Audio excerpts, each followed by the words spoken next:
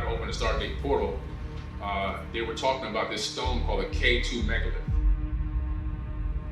So the K2 megalith is a massive crystal about this big, and it's underneath one of the tunnels in Bosnia leading up to the Pyramid of the Sun. Now, the Pyramid of the Sun is a gigantic pyramid in Bosnia. This is in Europe. This pyramid is larger than the Great Pyramid at Giza. Now, this K2 megalith crystal that was in there, it had writing on it. The writing said, "We must stand in defense." Okay, we must stand and fight, basically, they're saying, until we can open this portal. So there was a war going on. That dates back to the Pyramid War, the last Pyramid War that decimated Mahendraparvata in the Indus Valley, that decimated the entire Giza Plateau and turned it into a desert. Are there good aliens and bad aliens, good from what aliens you know? and bad aliens and all kinds of ways and reasons for interacting with us. You know, there's a misconception here. People think that our space brothers would bring us good things. The EBEs are so advanced, they're at least 500 million years advanced from us, and probably more. Now, can they exist among us? It's my understanding they can only last about 20 minutes in this air. Anuradhapura, one of Sri Lanka's most significant historical cities, was the capital of an ancient empire that ruled the region for over 1,000 years. Known as the Land of Kings, it was a center of Sri Lankan culture and home to magnificent Buddhist monuments. Among its ruins is the 40-acre Ranmasu Uyana, or Golden Fish Park, a royal garden with lush pathways, pools, and engraved illustrations. However, the most intriguing feature of this park is not a monument, but an enigmatic carving known as Sakwala Chakraya, or the universe cycle, which remains one of the most mysterious ancient artifacts not only in Sri Lanka, but globally. So what is Sakwala Chakraya? Who built it and why? We'll break it down and uncover Sakwala Chakraya's hidden secrets. Sakwala Chakraya is a 6-foot-wide carving made up of 7 concentric circles, divided by vertical and horizontal lines, filled with crossed circles and other symbols. The outer ring depicts various marine animals. Despite its intricate design, archaeologists and historians are baffled by its origins and purpose. It stands out among the other carvings in Anuradhapura, as it bears no resemblance to traditional Buddhist iconography found elsewhere in Sri Lanka or the world. This anomaly has left experts wondering how it came to exist in a city filled with monuments from the Anuradhapura Empire, which began in 377 BCE. What makes Sakwala Chakraya even more puzzling is that it is absent from historical records meticulously kept by the Anuradhapura Empire and Buddhist monasteries.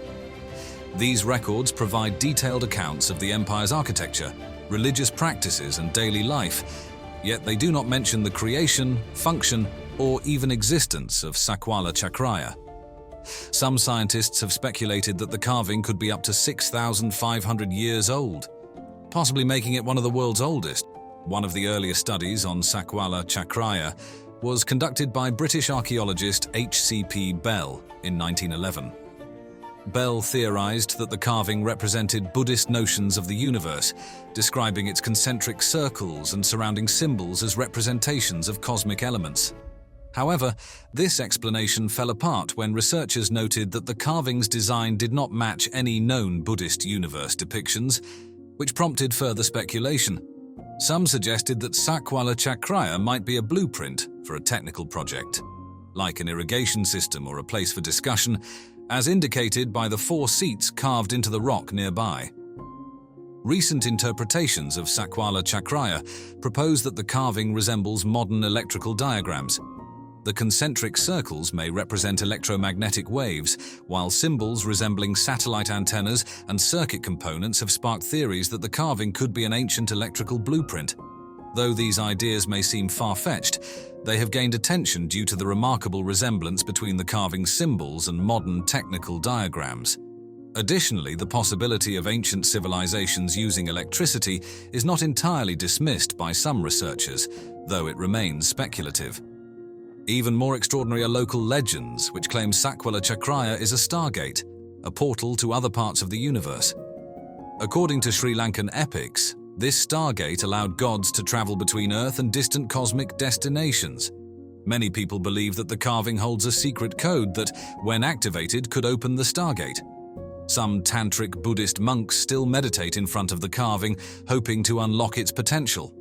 Although this theory is dismissed by mainstream science, paranormal researcher Praveen Mohan added to the mystery in 2019 when he detected unusual energy emissions from the carving using an EMF detector.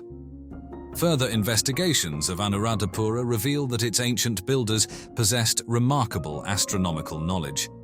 A study in 1996 by researcher Mihindukula Surya, Susantha Fernando, found that 3 of the city's main stupas were aligned with 3 stars in the Orion constellation.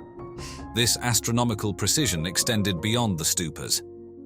Archaeologists discovered that Ranmasu Uyana, the park where Sakwala Chakraya sits, served as an astronomical calendar. Stone structures in the park were designed to track the positions of the sun and stars, marking the solar year and predicting important astronomical events. The question remains, how did Anuradhapura's ancient builders acquire such advanced knowledge? Their expertise wasn't limited to astronomy. The Anuradhapura region is also famous for its engineering marvels, including an advanced hydraulic system that provided water for agriculture, drinking, and royal gardens. This system, consisting of interconnected reservoirs, canals, and modern-style valve pits, is still considered a model for modern water management. With Sri Lanka facing the effects of climate change, researchers are looking to this ancient hydraulic system for solutions to current water management issues. During the empire's prominence from 377 BCE to 1017 CE, Anuradhapura became a hub of world knowledge, attracting scholars from as far as China and Kashmir. Visitors came to study texts and receive guidance from sages on subjects like science, engineering, agriculture, and philosophy. Interestingly, archaeological evidence suggests that a thriving settlement existed in Anuradhapura centuries before the empire officially began. This raises questions about the origins of this advanced civilization and how it acquired such profound knowledge. One possible clue lies in the great South Asian epic, the Ramayana. Composed between the 8th century BCE and the 3rd century CE, it tells the story of the Indian prince Rama and his battle with the evil King Ravana of Lanka. While Ravana is portrayed as the antagonist in the Ramayana, Sri Lankan sources view him differently, as an extraordinary leader of an advanced civilization. Ravana was said to be a scholar, inventor, and legendary scientist who wrote about medicine and astrology. According to legend, he possessed advanced technologies, including the Pushpaka Vimana, a flying machine described as a chariot resembling a bright cloud in the sky. Ravana's reign is said to have been one of great prosperity, with tales of even the poorest households eating from golden pots. For Sri Lankans, Ravana is not a mythical figure, but a real king who ruled thousands of years ago, around 7,000 years before the present day, according to the Ramayana. This raises the question, how could Ravana have had access to advanced technologies like flying machines, cures for diseases, and astronomical knowledge far ahead of his time? Some believe that the answers to these questions can be found at the incredible archaeological sites around Anuradhapura. One of the most famous of these is Sigiriya, a fortress built atop a 600-foot column of rock, located about 45 miles from Anuradhapura. Sigiriya was a marvel of ancient engineering, complete with a palace, landscaped gardens, and a massive pool. Archaeologists believe the fortress was in use at least 1,500 years ago, but the scale of the construction still baffles researchers. The builders of Sigiriya are said to have moved over 3 million bricks to the top of the rock, which seems impossible without modern technology. Additionally, the 90-foot-long water tank atop the rock was carved out of solid granite, and despite droughts or heavy rains, it never dries up or overflows. This engineering feat has baffled scientists, leading some to speculate about how the ancient builders could have achieved such precision with primitive tools. According to ancient Sri Lankan sources, Sigiriya was built by the gods as an impregnable fortress for King Ravana. In 1907, archaeologists discovered a massive picture gallery of paintings in the caves around Sigiriya. These paintings depicted figures emerging from clouds and carrying various objects, sparking theories that they might represent the gods or perhaps extraterrestrial visitors who helped Ravana build his fortress. The story of Sakwala Chakraya comes into play again when considering these legends. Some believe that the Stargate referenced in local myths was not just depicted in the carving, but was actually constructed at Sigiriya, allowing Ravana's visitors from the sky to travel to and from Earth. If these gods were extraterrestrial visitors, it might explain Ravana's advanced knowledge and technological capabilities, including the Pushpaka Vimana flying machine. About 60 miles from Sigiriya lies another intriguing site, Danigala Circular Rock, known to locals as Alien Mountain due to frequent UFO sightings. According to legend, Danigala was the site of Ravana's aviation headquarters, where he landed and launched his flying machines. Locals believe that the knowledge of flight Ravana possessed came from the visitors from the sky, and that Danigala served as a landing pad for their crafts. In modern times, hundreds of UFO sightings have been reported at Danigala, adding to its mystique. As research continues, the mystery surrounding Anuradhapura, Sigiriya, and Sakwala Chakraya deepens. For hundreds of years, the Angkor Wat was abandoned in a dense forest, a jungle. The scale of the ancient remains of Angkor Wat are 500 times larger than the pyramids. It is more difficult to construct the remains of Angkor Wat than to construct Los Angeles of the United States again. The Khmer Empire, known for its remarkable architectural achievements and extensive territorial reach, has been further illuminated by modern LiDAR technology. This advanced tool has allowed archaeologists to peer beneath the dense jungle canopy, uncovering hidden aspects of this ancient civilization. And that is the center of the Khmer Empire, right there. That's the area that we're going to be looking at. Two significant sites, Angkor and Mahendraparvata, have been the focus of extensive LiDAR surveys, revealing a wealth of previously unknown details about the empire's urban planning, water management, and agricultural practices. The Khmer Empire, particularly its epicenter at Angkor, has long been renowned for its architectural grandeur and sophisticated infrastructure. The advent of LiDAR technology has provided unprecedented insights into the scale and complexity of Angkor's urban sprawl, water management systems, and extensive road networks. These discoveries have significantly expanded our understanding of this ancient civilization, uncovering a host of new details about its construction methods, architectural styles, and the logistical prowess required to build such an expansive empire. The prehistory of this place, at least of Cambodia, is not well known. Between 2012 and 2015, a series of LiDAR surveys revealed the true extent of Angkor's urban sprawl. These surveys covered over 1,000 square kilometers, extending far beyond the well-known temple complexes of Angkor Wat and Angkor Thom. The detailed scans unveiled a densely populated urban environment with a highly organized grid-like pattern, showcasing the empire's sophisticated urban planning. The scans uncovered thousands of previously unknown residential areas, each consisting of houses, courtyards, and urban blocks. These residential zones were systematically arranged, reflecting a high degree of planning and social organization. Each household likely included wooden structures built on stilts, which have since decayed, leaving only the foundations visible through LiDAR. These homes were complemented by communal spaces and agricultural plots, indicating a well-balanced urban lifestyle. Angkor was revealed to be a hydraulic city, featuring an intricate network of canals, reservoirs known as barrays, and moats. These systems were crucial for irrigation, flood control, and sustaining the urban population. The network of water management structures showcased the Khmer Empire's engineering expertise, with meticulously designed channels ensuring efficient water distribution and management. Archaeologists don't know the truth of Earth history. It is just that they keep on making noise. The West Baray, one of the largest man-made reservoirs in the world, measures approximately 8 kilometers long and about 2 kilometers wide, with a capacity of around 50 million cubic meters. It played a pivotal role in Angkor's water management system. The East Baray, slightly smaller but equally impressive, was similarly designed to manage water resources efficiently. These barays not only served practical purposes, but also held significant religious and symbolic meanings. The construction of these waterworks involved elaborate spillways, dikes, and water channels.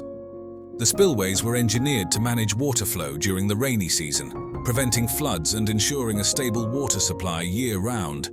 The dikes and channels were constructed using massive sandstone blocks, each weighing several tons. These blocks were quarried from the Kulen Mountains, approximately 40 kilometers away, and transported to Angkor through a combination of riverine and overland routes. LIDAR technology has also revealed a network of ancient highways radiating from Angkor, connecting it to other major centers within the Khmer Empire. These roads were meticulously planned and constructed, reflecting the empire's emphasis on connectivity and control. Lined with rest stops and administrative outposts, these highways facilitated travel and communication across the empire. Some outposts included large structures, possibly serving as storage or garrison facilities, indicating their importance in maintaining the empire's cohesion. The discovery of raised causeways highlighted the advanced construction techniques employed by Khmer builders. These causeways, often several kilometers long, were elevated to remain functional during the monsoon season. LIDAR scans also uncovered numerous previously unknown temples and structures, some buried under centuries of vegetation. This area became Indianized at this point. Indian patriots claimed that this was actually Greater India. These discoveries included both small shrines and large temple complexes, enhancing the already rich religious landscape of Angkor.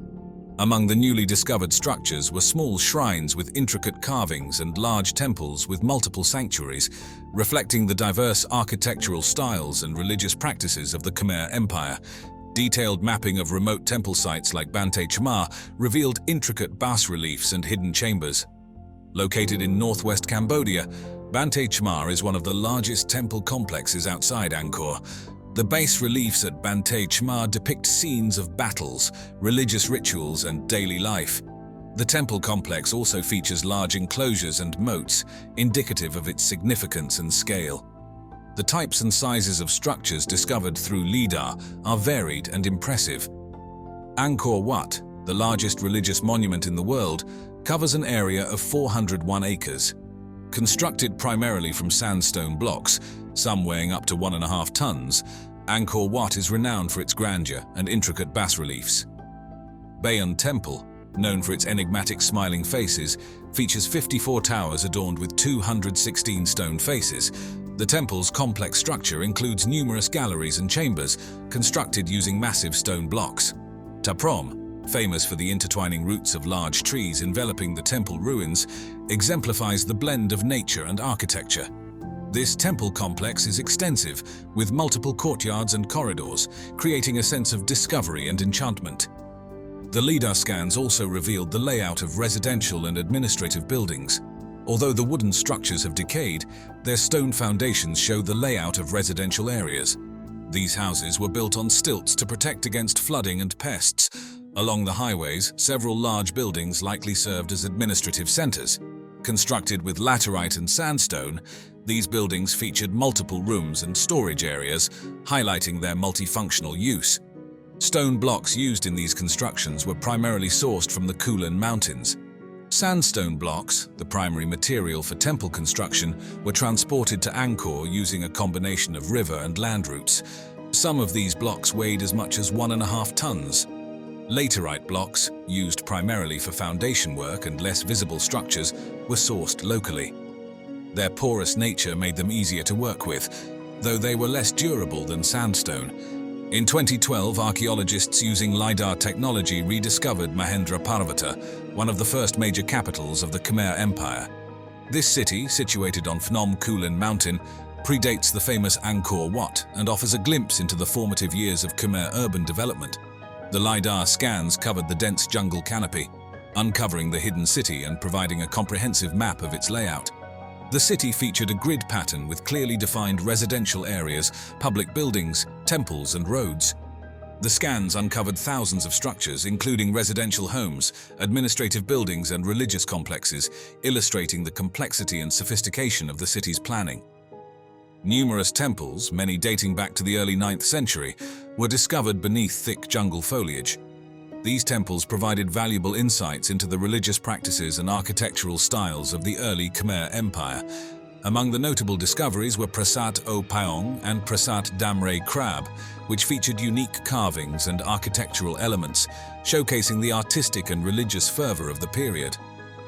The discovery of causeways and bridges demonstrated the advanced engineering capabilities of the Khmer builders. These structures allowed for efficient transportation across challenging terrains, including rivers and valleys.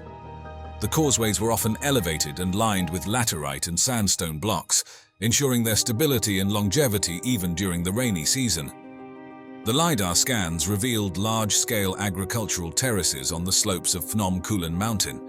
These terraces were used for rice cultivation and other crops, demonstrating sophisticated agricultural techniques that supported a large population. The terraces were meticulously constructed to manage water flow and prevent soil erosion, indicating a deep understanding of agronomy and environmental management. The presence of reservoirs and channels indicated a complex water management system designed to irrigate the terraced fields and manage seasonal water flow.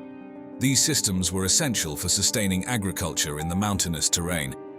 The reservoirs, known as barays, were strategically placed to collect and distribute water, ensuring a stable supply throughout the year. Everyone goes to the big Mayan sites, or they go to Teotihuacan and Mexico City because they're impressive. Whereas the Olmec sites, there's not much left. I've been to these sites several times now, all of them. We've been to pretty much every known Olmec site there is. But the Olmecs, really, they're characterized by the megalithic stone heads. Very unusual features that appear to be native Mexican, Native American. The ancient Olmec civilization, often considered the mother culture of Mesoamerica, was a mystery hidden beneath the jungles of southern Mexico for centuries. The discovery of this mysterious civilization began in the 19th century, when European explorers and archaeologists started to uncover the remnants of a once great society that predated the Maya and the Aztecs by hundreds of years.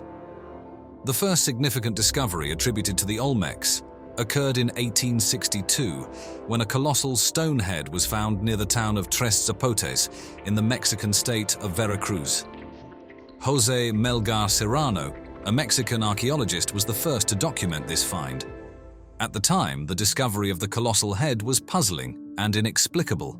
Melgar was struck by the head's unusual features, which he described as having Ethiopian traits. This observation led to early speculations about the origins of the civilization responsible for the head, and some even suggested connections to Africa or Asia, long before the Olmecs were understood in their own right. The mysterious nature of the discovery was further compounded by the lack of context.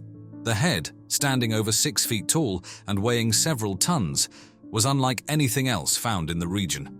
It wasn't until the early 20th century that further discoveries began to shed light on the civilization responsible for these colossal sculptures.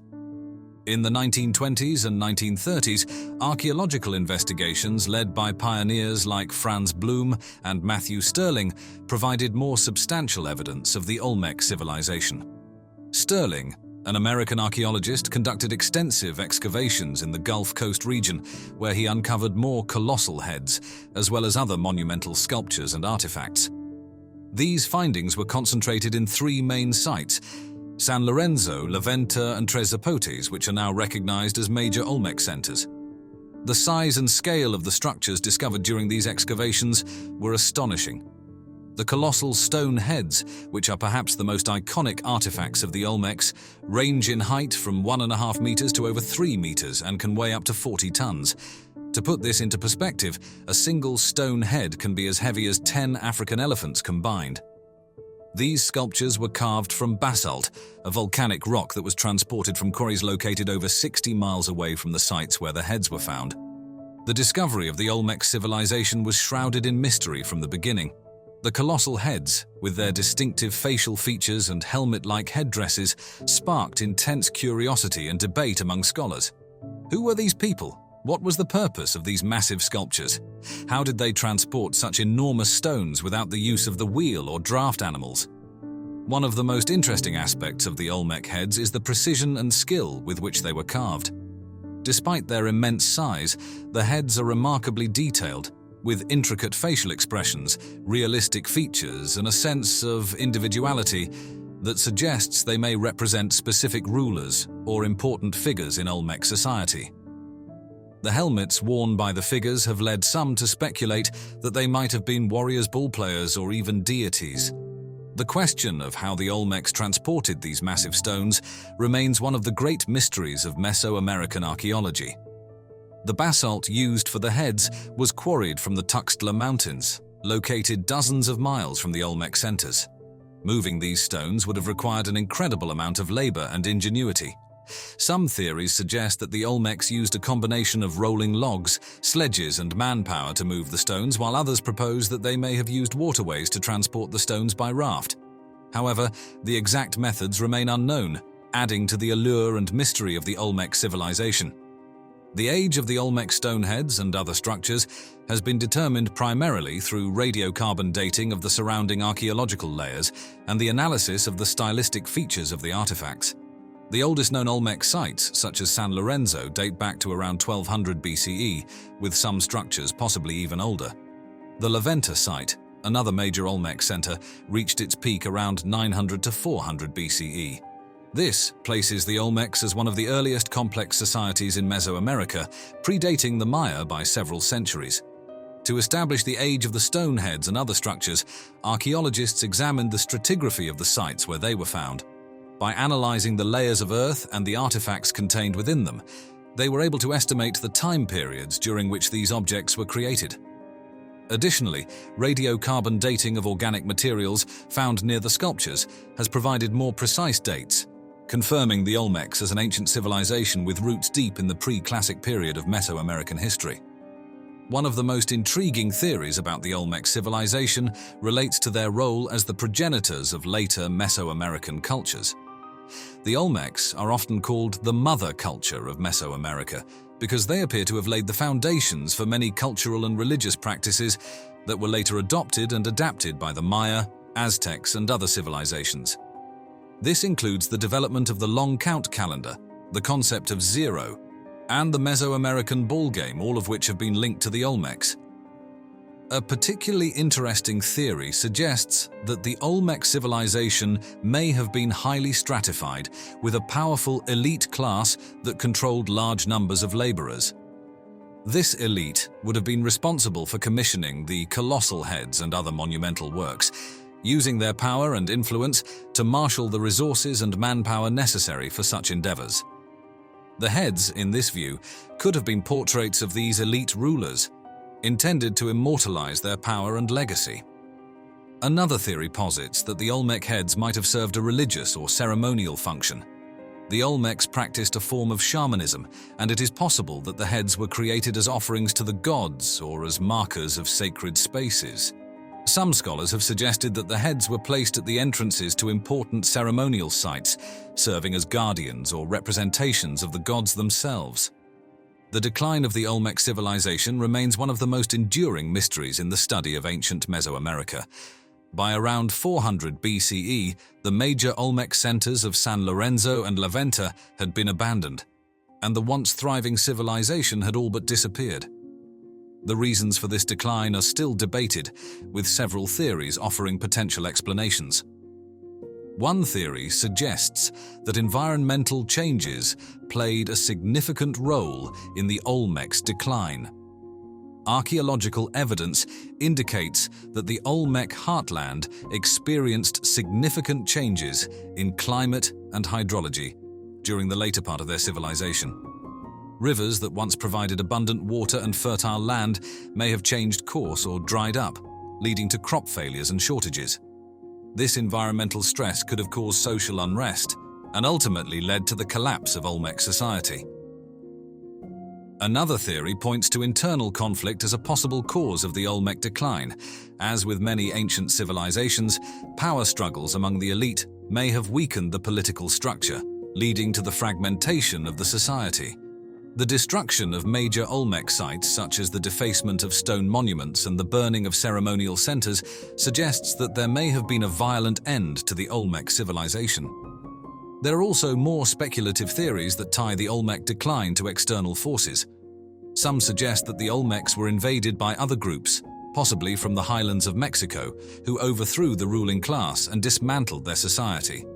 Others propose that the Olmecs were part of a larger network of civilizations that experienced a simultaneous decline, leading to a broader collapse across the region.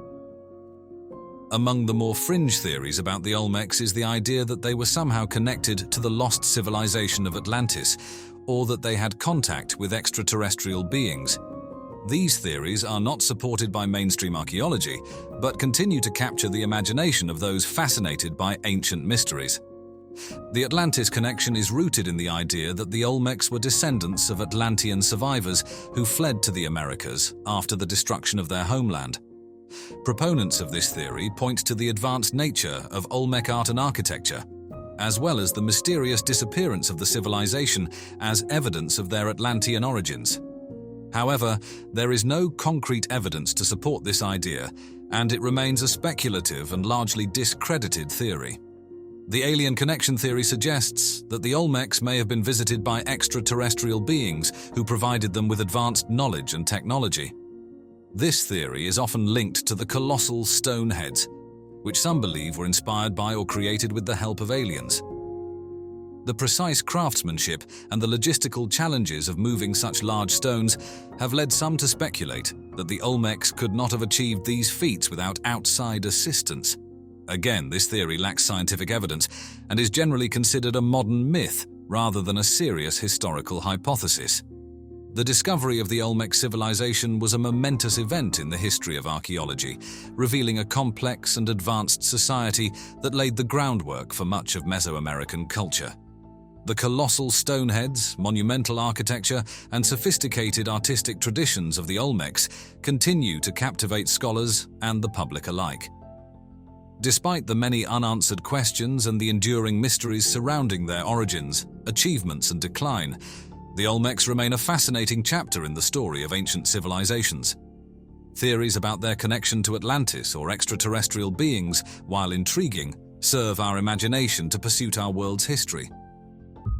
It's been said in many, many different cultures around the world that a lot of these structures were built at a very rapid pace. So you're talking about calculus, you're talking about geology. Yeah. I mean, how did they know how to build this? We're talking about something, in my opinion, super ancient. But these sites are all really majestic and super ancient. Today, we're diving into one of the world's most enigmatic archaeological mysteries, the Bada Valley megaliths. Nestled in the lush landscapes of central Sulawesi, these ancient stone structures have baffled experts for over a century. But this is thousands of years and it's still sitting there perfect. I bet if you fill it with water, the water wouldn't even leak out of it. Who built these colossal statues and stone jars? What secrets do they hold about a forgotten civilization? Join us as we uncover the mysterious origins and fascinating theories behind these remarkable relics.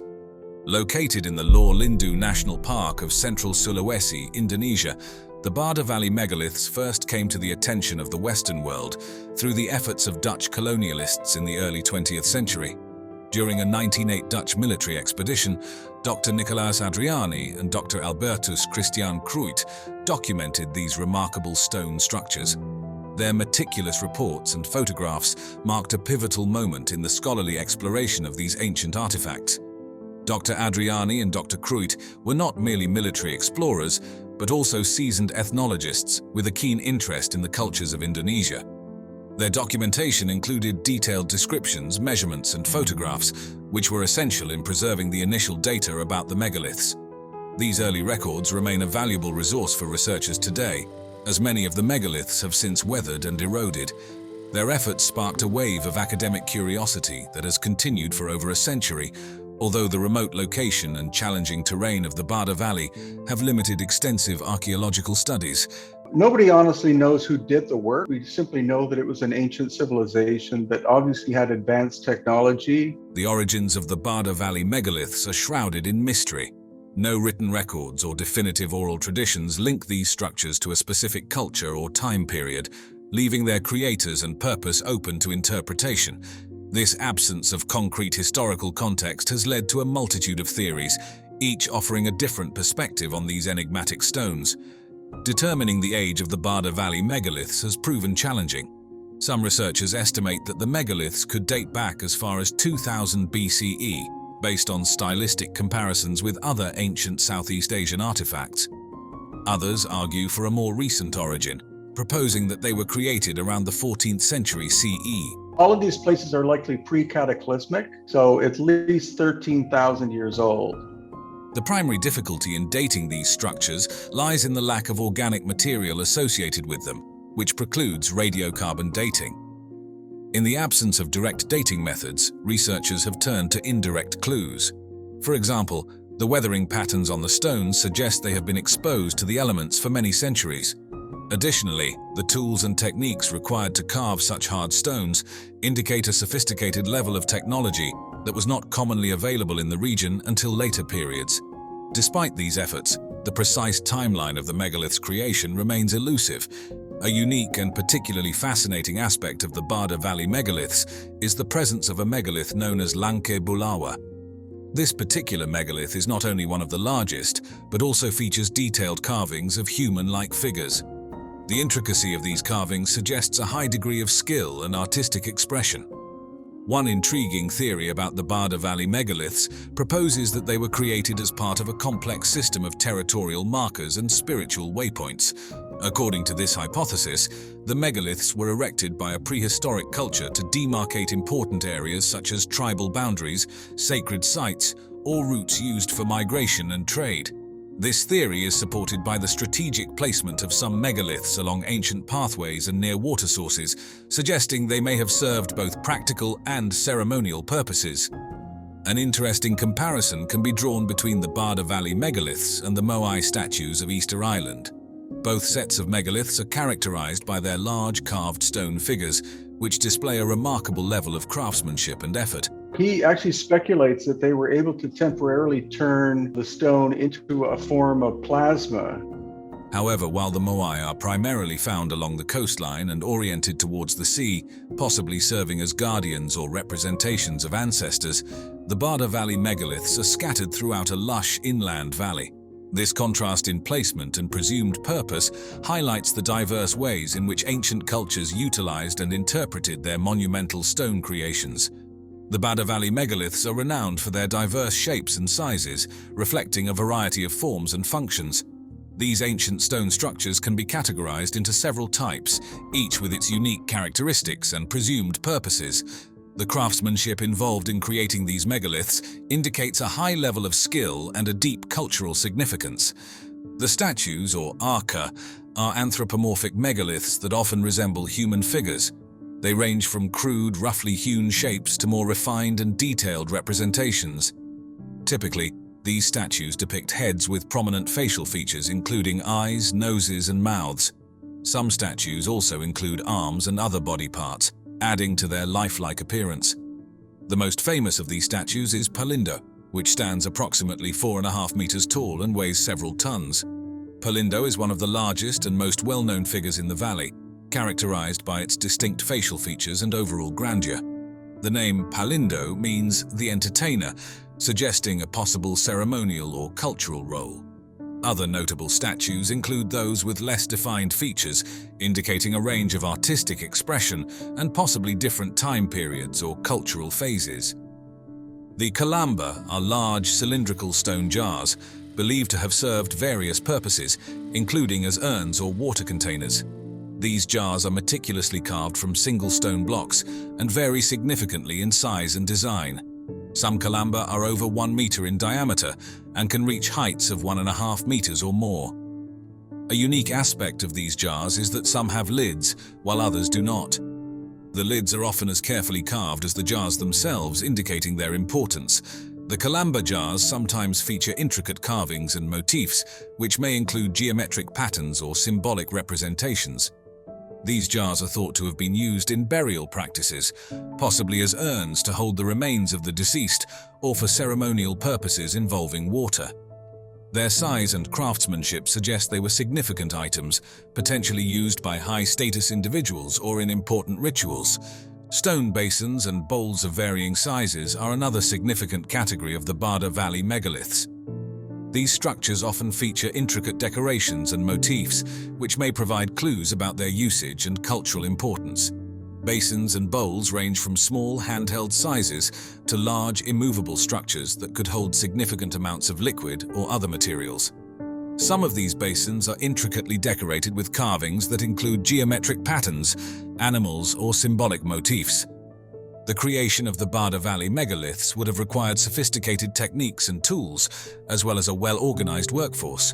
So what happened to all these tools? Whoever did the work came, brought the technology, and then took the technology with them somewhere. The megaliths are carved from hard stones such as granite and basalt, which would have been sourced from local quarries.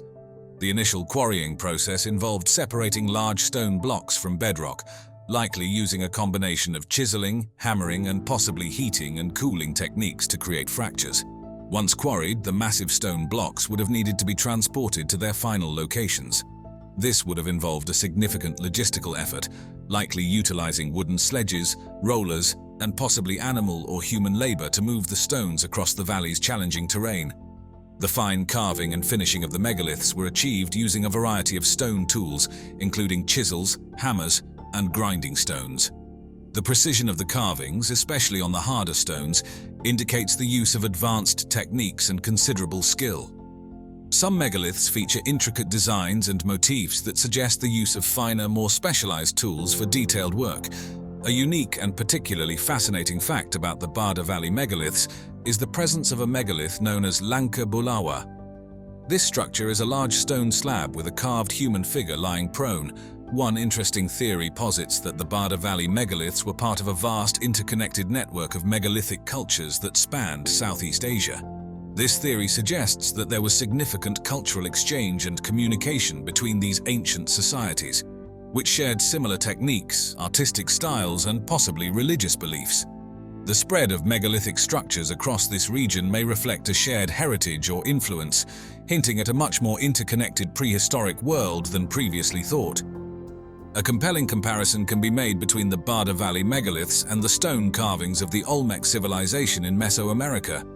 Both cultures produced large, anthropomorphic stone statues with distinct facial features, although separated by vast distances and different historical contexts.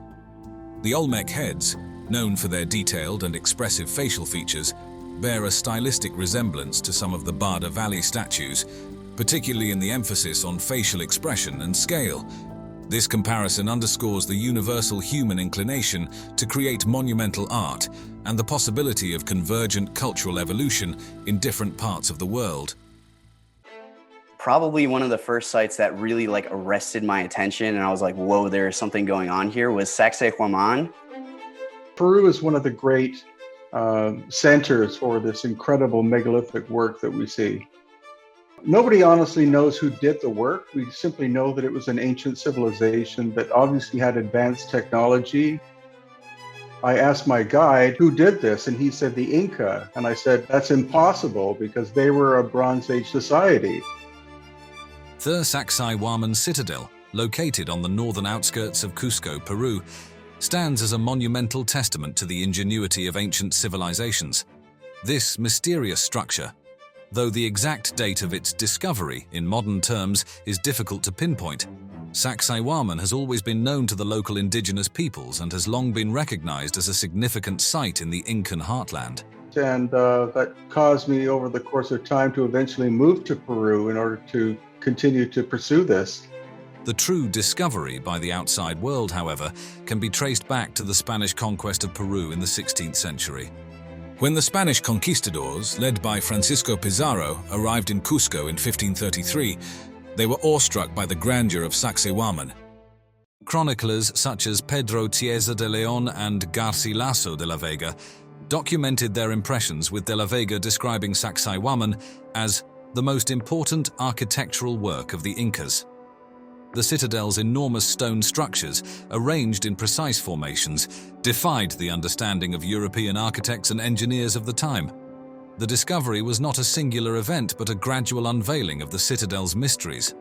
Over the years, as the Spanish sought to conquer and convert the Inca, they dismantled much of Sacsayhuaman, using its stones to build colonial Cusco. However, the scale and complexity of the site ensured that significant portions remained intact. Sacsayhuaman is enveloped in mystery, both in its construction and its purpose. One of the most striking features of the site is the precision with which the massive stone blocks are fitted together. The stones, some weighing over 100 tons, are cut and assembled with such accuracy that even modern engineers are baffled by the techniques used. The walls are made up of polygonal blocks, carefully interlocked without the use of mortar. This method not only ensured the longevity of the structures, but also allowed them to withstand earthquakes, no small feat in a seismically active region. One of the most fascinating aspects of Sacsayhuaman is the scale of its construction. The largest stones used in the walls weigh up to 140 tons and are over 5 meters high. To put this in perspective, these stones are heavier than the largest blocks used in the construction of the Great Pyramid of Giza, which weigh around 80 tons. Despite their immense size, these stones are fitted together with such precision that even a piece of paper cannot be inserted between them. The method by which the Inca cut and transported these stones remains one of the great unsolved mysteries of archaeology. Theories range from the use of simple tools like bronze chisels and hammers to the more controversial idea that the Inca possessed some form of advanced technology or knowledge lost to history. Another unique feature of Sacsayhuaman is its zigzagging walls, which are not only aesthetically striking, but also serve a practical purpose. These walls are believed to have been designed to absorb the impact of seismic activity, which is common in the region. The zigzag pattern also made it difficult for invaders to scale the walls, providing a strategic advantage. The question of who built Sacsayhuaman has been the subject of much debate. The traditional view is that the Inca, who ruled the region from the early 15th century until the arrival of the Spanish in the 16th century, were the builders. However, some researchers argue that the site may predate the Inca and could have been constructed by an earlier, unknown civilization. The theory that Sacsayhuaman was built by the Inca is supported by the presence of similar construction techniques at other Inca sites, such as Machu Picchu and Ollantaytambo. However, the sheer scale of the stones used at Sacsayhuaman, combined with the lack of evidence for how the Inca could have moved such massive blocks, has led some to speculate that they may have inherited the site from an earlier culture. One of the most intriguing theories is that the builders of Sacsayhuaman possessed advanced knowledge of harmonic resonance technology, which allowed them to move the massive stones with ease. This theory suggests that the builders used sound waves to levitate or reduce the weight of the stones, enabling them to transport and position them with minimal effort. While there is no direct evidence to support this theory, it has gained popularity among those who believe that ancient civilizations had access to advanced technologies that have since been lost. The idea that humans could have built Sacsayhuaman using conventional techniques, such as ramps and levers, is not entirely dismissed by archaeologists. However, the lack of definitive evidence for how the stones were moved and the precision with which they were cut and fitted has led to a wide range of alternative theories, including the possibility of alien assistance. Determining the exact age of Sacsayhuaman has proven challenging. While it is generally accepted that the site was constructed during the reign of the Inca, which began in the early 15th century, some evidence suggests that portions of the citadel may be much older.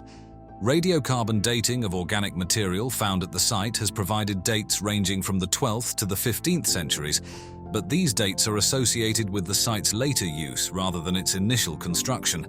The lack of definitive dating has led some researchers to propose that Sacsayhuaman may have been built on top of an even older structure, possibly by a pre-Incan civilization.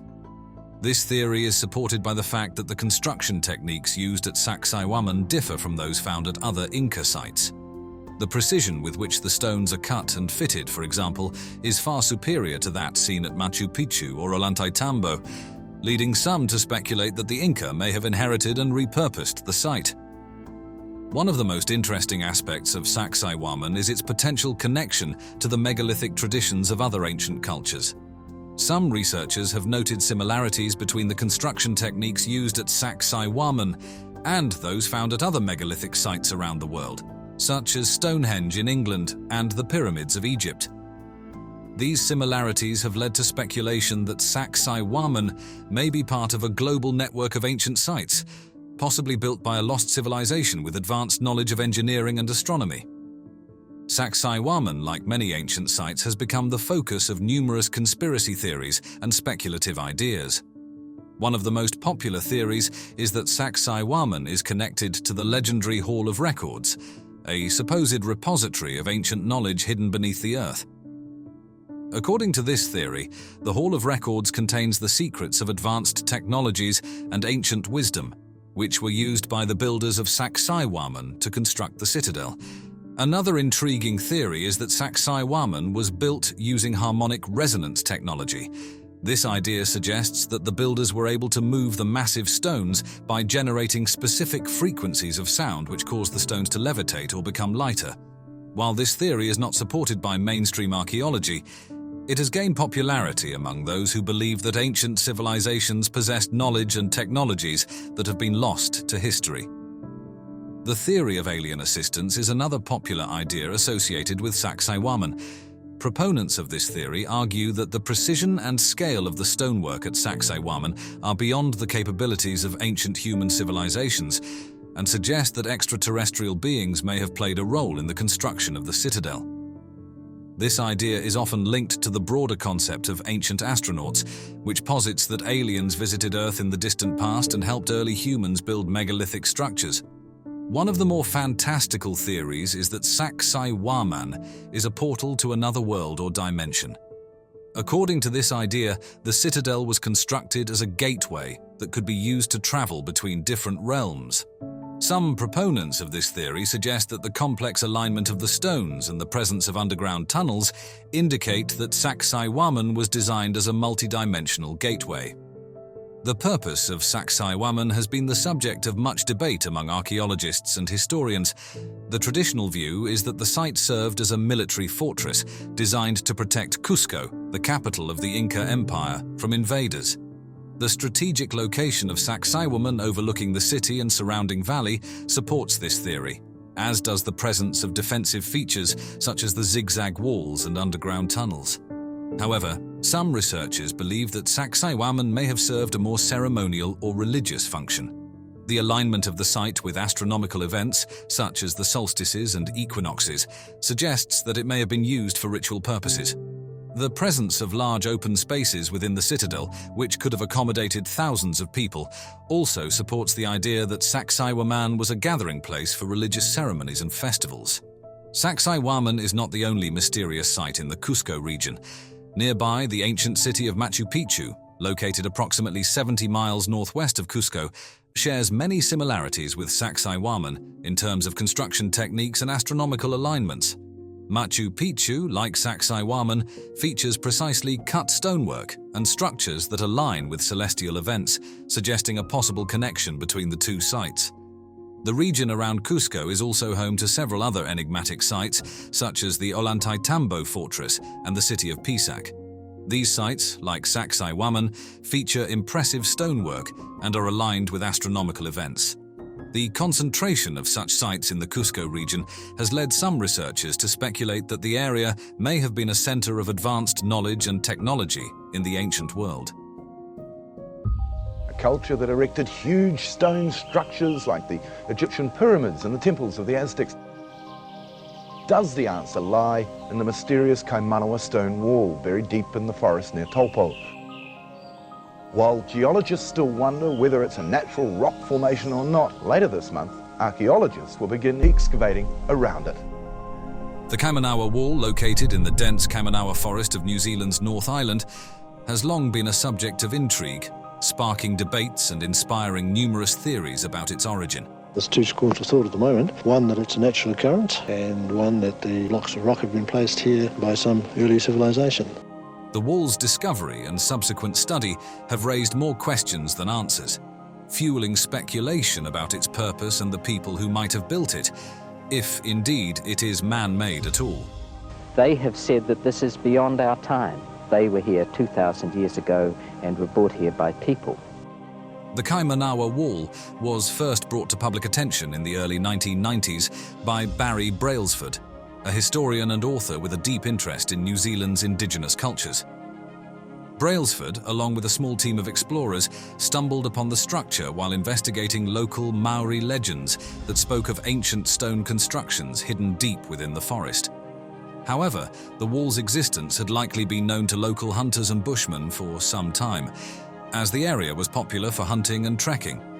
The wall itself is a roughly 10-meter tall structure composed of large, smooth megalithic stone blocks, seemingly fitted together with precision.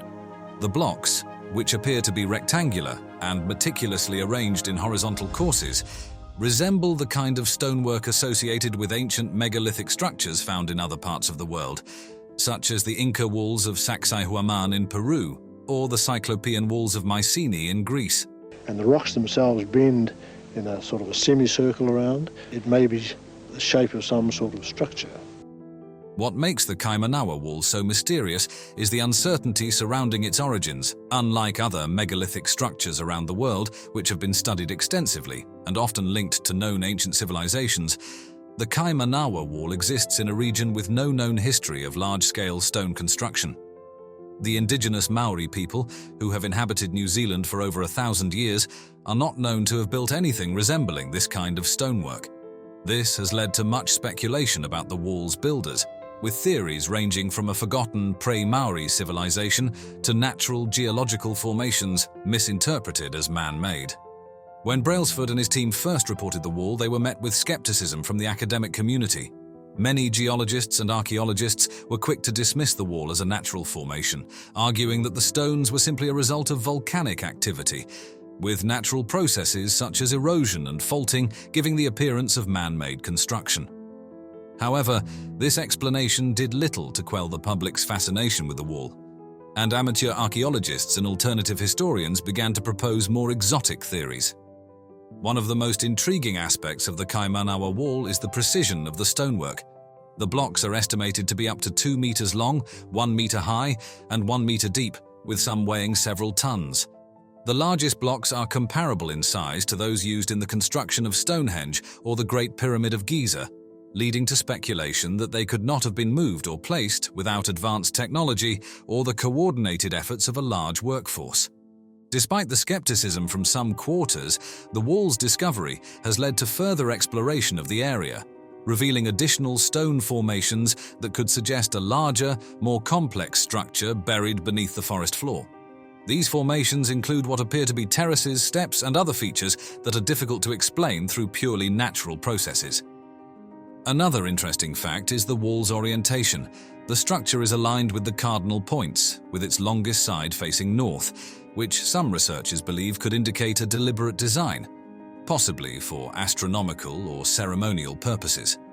This alignment, combined with the wall's scale and precision, has led to comparisons with other ancient megalithic sites around the world, further fueling theories that it could be evidence of an unknown ancient culture. The stone blocks that make up the Kaimanawa Wall are massive, with an average size of around 2 meters by 1 meter by 1 meter. Each block is estimated to weigh between 3 to 5 tons, depending on its exact dimensions and the density of the stone. To put this into perspective, the average weight of a block used in the construction of the Great Pyramid of Giza is around 2.5 tons, while the largest stones used in Stonehenge weigh up to 30 tons. This makes the Kaimanawa Wall stones relatively large compared to many other ancient constructions, particularly given the lack of evidence for large-scale stone quarrying or construction in pre-colonial New Zealand. The sheer size and weight of these stones raise significant questions about how they were moved and placed, especially in a dense forest environment with limited access to the kinds of tools and technologies typically associated with megalithic construction. A structure that would create so much controversy, a great number of theories would be created as to the very nature of its existence. The absence of any obvious quarry sites nearby also adds to the mystery, as it is unclear where the stones were sourced from or how they were transported to their current location. One of the most popular alternative theories suggests that the wall is evidence of a Pre-Maori civilization that possessed advanced knowledge of stone construction. Proponents of this theory argue that the wall could be the remains of a temple, fortress, or other significant structure built by this lost civilization. However, mainstream geologists argue that the wall is a natural formation, the result of a process known as columnar jointing. This process occurs when lava cools and contracts, forming hexagonal or rectangular columns that can appear to be artificially constructed. While this explanation accounts for the wall's appearance, it does not satisfy those who point to the precision and alignment of the stones as evidence of human involvement. Determining the age of the Kaimanawa Wall has proven to be a significant challenge, primarily due to the lack of organic material associated with the structure that could be radiocarbon dated. Without direct evidence, researchers have had to rely on indirect methods such as geological dating of the surrounding rock formations and the examination of any possible weathering patterns on the stones. Some researchers have suggested that the wall could be several thousand years old, possibly predating the arrival of the Maori in New Zealand around 1,000 years ago. This theory aligns with the idea that the wall is the work of a Pre-Maori civilization, although there is no direct evidence to support this claim. Others argue that the wall could be much younger, potentially the result of natural processes occurring within the last few thousand years. One of the most intriguing theories about the Kaimanawa Wall is that it was part of an ancient ceremonial or astronomical site. The wall's alignment with the cardinal points, combined with its apparent precision, has led some researchers to suggest that it could have been used for observing celestial events, such as solstices or equinoxes. This would place it in the same category as other megalithic sites around the world that are believed to have served as ancient observatories. Another theory is that the wall was part of a defensive structure, perhaps a fortress or a boundary wall used to protect a settlement or sacred site. This theory is supported by the wall's imposing height and the apparent difficulty in accessing the site, which would have made it an ideal location for a fortified structure. Some have even suggested that the wall could be a remnant of an ancient roadway or causeway, possibly used for transporting goods or people through the dense forest.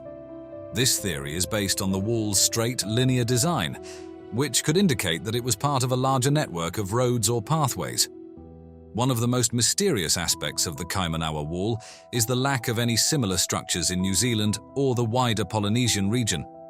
While there are numerous examples of stone construction throughout the Pacific, including the famous Moai of Easter Island and the Marae of Tahiti, none of these sites resemble the megalithic style of the Kaimanawa Wall. This has led some researchers to speculate that the wall could be evidence of a migration or cultural exchange between New Zealand and other parts of the world, possibly as far afield as South America or Southeast Asia. One particularly interesting theory suggests that the wall could be linked to the ancient legends of Mu or Lemuria, hypothetical lost continents that are said to have once existed in the Pacific Ocean. Proponents of this theory argue that the wall could be a remnant of an advanced civilization that was destroyed in a cataclysmic event, leaving only a few scattered ruins behind. Another coincidence that has fueled speculation is the similarity between the Kaimanawa Wall and certain structures in Japan, particularly the megalithic site of Yonaguni, which lies submerged off the coast of Japan. The Yonaguni structure, like the Kaimanawa Wall, is composed of large, precisely cut stone blocks arranged in a manner that suggests human involvement. Some researchers have suggested that these similarities could indicate a shared cultural or technological origin, possibly dating back to a time when sea levels were lower and these regions were more closely connected. In addition to the Kaimanawa Wall, there have been other intriguing discoveries in the surrounding area that could shed light on the region's ancient history. For example, researchers have found numerous petroglyphs and carvings in the central North Island, some of which depict strange humanoid figures and symbols that do not appear to be of Maori origin. These carvings have led some to speculate that they could be the work of a Pre-Maori culture, possibly the same one responsible for the Kaimanawa Wall. Comparisons between the Kaimanawa Wall and other megalithic structures around the world have also provided some intriguing insights. For example, the wall's construction technique bears some resemblance to the Inca stone walls found in Cusco, Peru, where large irregularly shaped stones are fitted together without the use of mortar. While the Kaimanawa Wall's stones are more regular in shape, the precision with which they are fitted together is comparable, leading some researchers to suggest that similar techniques or knowledge could have been used.